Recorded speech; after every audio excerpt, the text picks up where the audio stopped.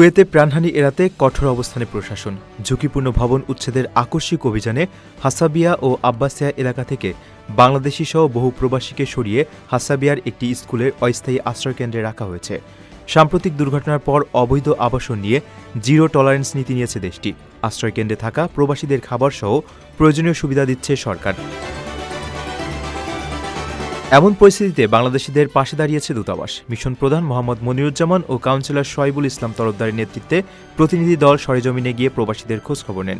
Kuwaiti প্রশাসনের কড়া বার্তা, বৈধ কাগজপত্র যাচাইয়ের পর প্রবাসীদের ছাড়পত্র দেওয়া হবে, তবে অবৈধদের সোজা দেশে ফেরত পাঠানো হবে।